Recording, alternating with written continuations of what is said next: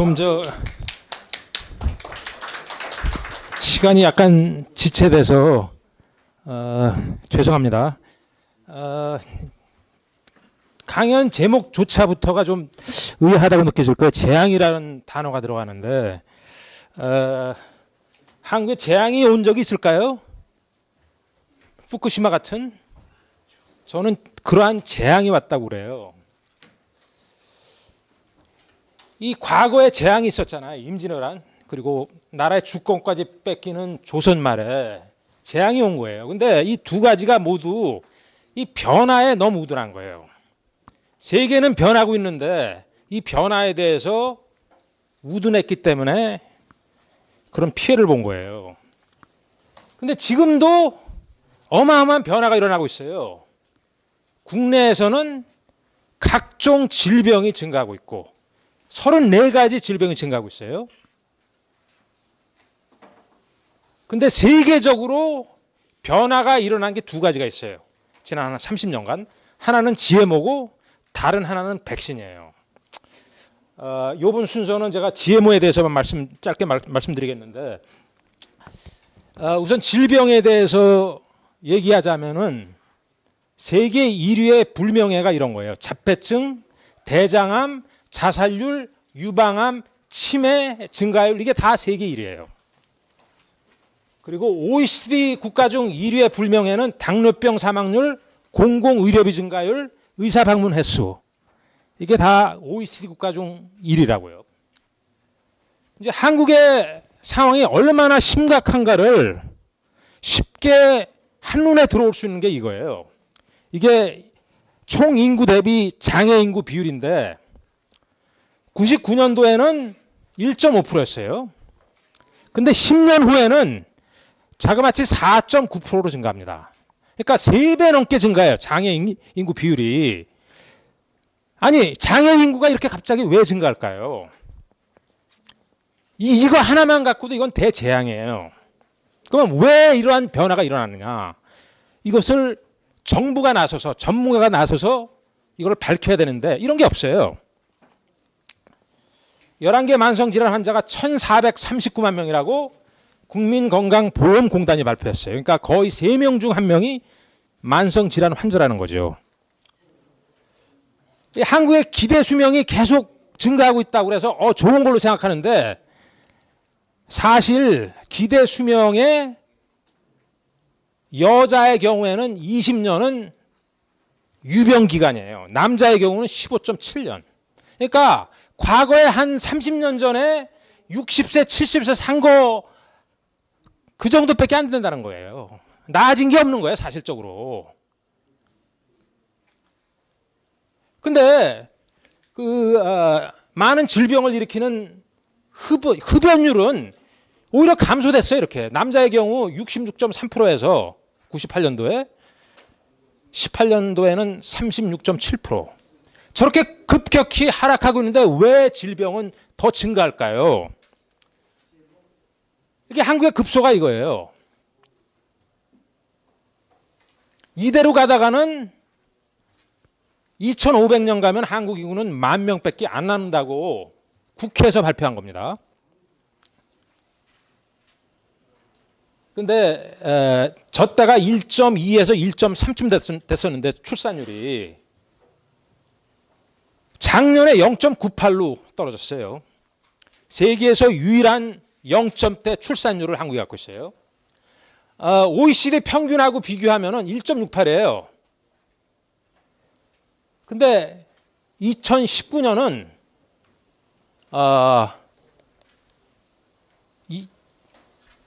그러니까 2019년은 0.89로 측정하더라고요. 0.89. 그러니까 거의 반 정도 수준이에요. 근데 저출산에 대해서 별로 얘기 안 하는 게 불임 환자라고요.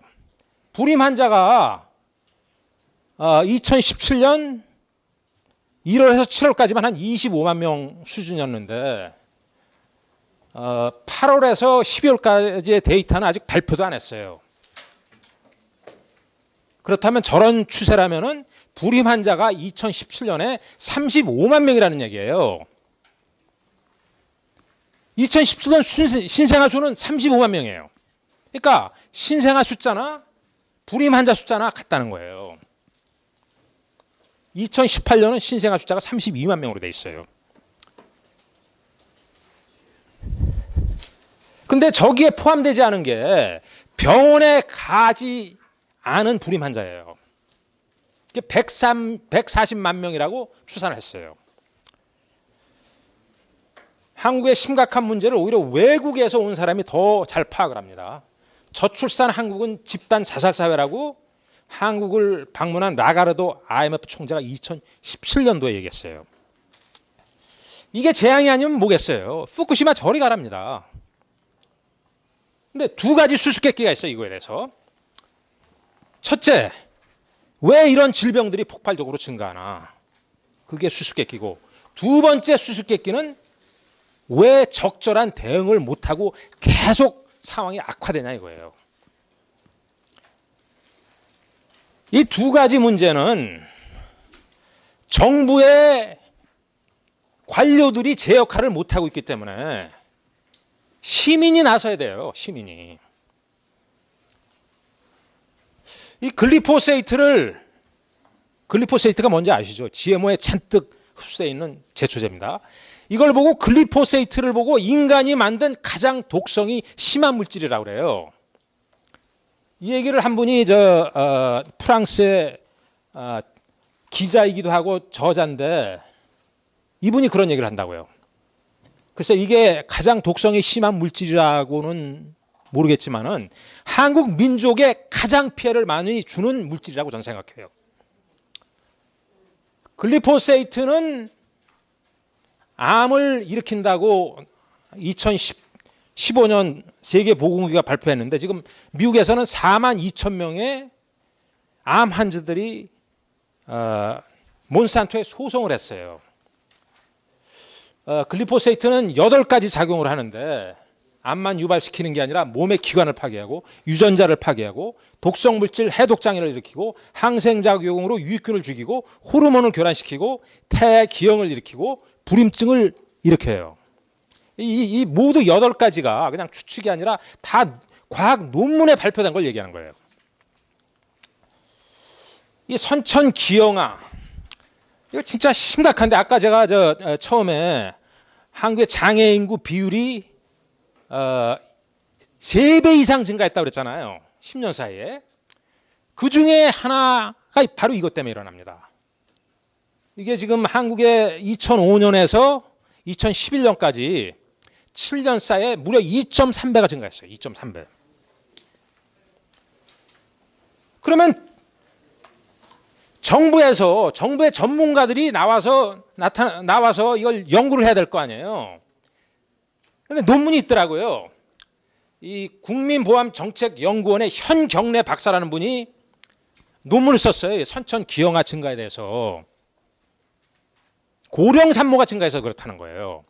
근데 그 논문을 자세히 보면은 실제로 40세 넘는 임신부를 고령 임신부라 그랬는데 이 나이대 산모가 다른 나이의 산모에 비해 기형아 날 가능성이 한 요 정도 더 높아요. 요 정도. 그리고 그 기간 동안 40세 넘는 임신부가 약 2배가량 증가한 건 사실이에요. 하지만 그 40세 넘는 임신부는 전체 고작 2.7%밖에 안 되는 거예요. 그러니까 97% 이상은 고령 임신부 증가와 아무 연관이 없어요. 그때 제가 2015년 한 4월쯤에 저 양반한테 전화를 했어요. 그러니까 거의 5년 전이에요.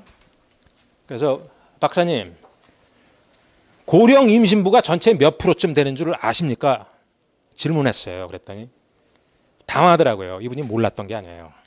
알면서도 저런 엉뚱한 정보를 언론에 올리니까 그냥 고령 임신부가 증가했으면 어떻게 할 거야 그러면. 97% 이상에 대해서는 그냥 없는 것까지 취급하는 거예요. 한국과 비슷하게 여러 가지 질병이 폭발적으로 증가하는 나라가 이 아르헨티나입니다.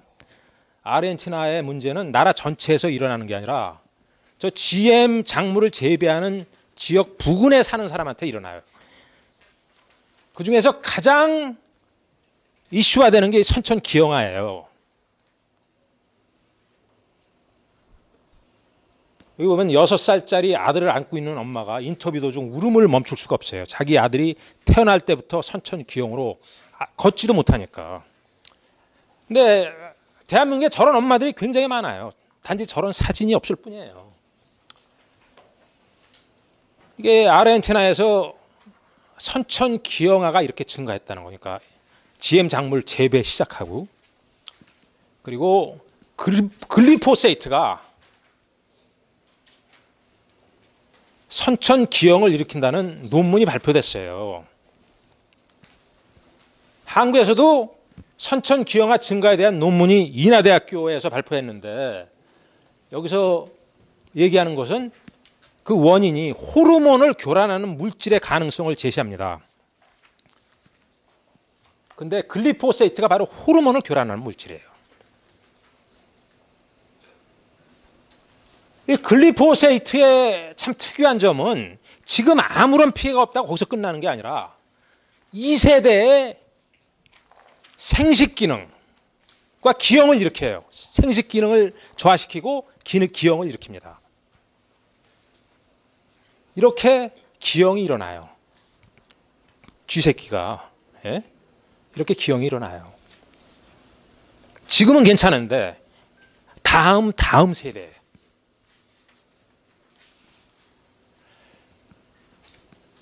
무시무시한 글리포세이트의 면모가 또 하나가 있어요. 아까 8가지 말고 또 하나가 있어요. 이거는 작년 6월 달에 발표된 논문이에요. 이겁니다. 작년 4월 달에 발표됐네. 이제 이게 뭐냐면 최대 무독성 용량, 그러니까 이 정도면은 아무 피해를 안 준다고 측정된 용량이에요. 근데 그거에 반 정도 되는 수준으로 노출시키니까 그러니까 이 쥐가 노출된 쥐예요. 그리고 1대, 2대, 3대가 어떤 질병의 변화가 있나 측정을 한 거예요. 그랬더니 고환에 문제 생기는 건 1대는 아무 문제 없는데 2대에 가서 반한테 일어나요. 전립선 질환은 1대, 2대 괜찮은데 3대 가서 일어나고, 신장 질환은 1대, 2대, 3대 다 일어나고, 비만증은 1대는 괜찮은데 2대 가서 반 정도가 일어나요. 하나의 질병이 일어나는 것은 2대 가서 28마리 중 26마리가 일어납니다. 암놈은 자궁 질환이 일어나는 게 2대에 가서는 반 정도가 일어나고, 종양은 2대, 3대 가서 일어나요. 1대는 안 일어나는데. 그리고 비만증이 일어난 것도 여기서도 반 정도가 2대에 가서 일어납니다. 이게 어떤 문제냐면은, 이게 크로모솜이 이렇게 있고, 크로모솜이 이게 DNA가 이렇게 잘 감아져 있는데, 이 DNA의 발현을 컨트롤하는 스위치가 있어요. 그게 바로 이 DNA 메실레이션이라고 하는데, 이게 문제가 생기는 거예요. 그래서 발현돼야 될 DNA가 발현이 안 되고, 발현되지 말아야 될 DNA가 발현이 되는 거예요. 이거는 베트남에서 선천 기형아가 이렇게 태어나는데, 이게 왜 그러냐면은 50년 전에 사용된 고엽제 때문에 일어나는 거예요. 그러니까 왜 50년 전에 사용됐는데 왜 아직도 기형아가 태어나냐? 이거 똑같은 거예요. 이게 고엽제에 함유된 다이옥신이 그 아까 말씀드린 DNA를 컨트롤하는 스위치에 문제가 일어나서 선천 기형아가 아직도 태어나는 거예요. 근데 저 몬산토 측에서 얘기하는 것은 실험했는데 아무 문제 없다, 이런 얘기를 한다고요. 근데 실험 기간이 우선 불충분해요. 몬산토가 한 연구는 90일 정도가 제일 많이 한 거예요. 그리고 세랄리니 교수라는 분이 프랑스 교수가 했는데, 이분은 2년을 했어요. 2년을. 그랬더니 뭐 각종 종양이 생기고 그러는데, 근데 이거 2년조차도 충분하지 않은 거예요. 후세에 일어날 것까지 측정을 해야 되는 거예요. 근데 후세에 어떤 문제가 일어나는 것은 전혀 그건 안 하고 모든 농약에 대해서 판정을 내린다고요. 이게 바뀌어져야 돼요. 근데 글리포세이트가 어느 정도 함유되어 있나? 이건 미국에서 발표된 맥주에 함유된 글리포세이트예요. 보면은 제일 낮은 것은 5.7에서 한 50 정도 사이인데 이게 ppb예요. ppb. 근데 애들이 먹는 가공식품에는 훨씬 더 많이 함유되어 있어요. 여기 보면은 제일 작은 게 뭐 10 정도고 제일 높은 거는 1000이 넘어요. 그러니까 맥주에 함유된 것보다 약 한 10배는 더 높은 게 이게 가공식품에 함유된 거라고요. 근데 저거는 애들이 먹는 거 아니에요, 애들이. 그러니까 피해를 많이 볼 수밖에 없죠. 근데 가장 글리포세이트가 많이 함유된 게 육식입니다. 이거는 특히 돼지고기. 이거는 유럽에서 발표된 데이터인데 여기 나오는 유닛은 아까 말씀드린 ppb가 아니고 이 유닛은 ppm이에요. 그러니까 1ppm이 1000ppb예요. 그 뜻은 예를 들어 돼지고기에 함유된 것은 4.9 정도 되는데 평균 4.9라는 것은 4900ppb라는 얘기예요. 4900. 그야말로 어마어마한 양이 들어가 있어요. 그리고 여기 보면은 이건 염통인데 염통 구이까지 드시는 분 있잖아요. 이거는 12900ppb가 있다는 얘기예요. 그야말로 글리포세이트 덩어리를 먹는 거나 마찬가지예요. 육식을 한다는 분. 근데 이제 이런 글리포세이트의 가장 큰 문제는 아까 말씀드린 글리포세이트가 호르몬을 교란시키는데 이 호르몬의 변화가 일어나는 임신부, 영유아, 청소년들이 선택권이 없어서 특히 큰 피해를 지금 보고 있는 거예요.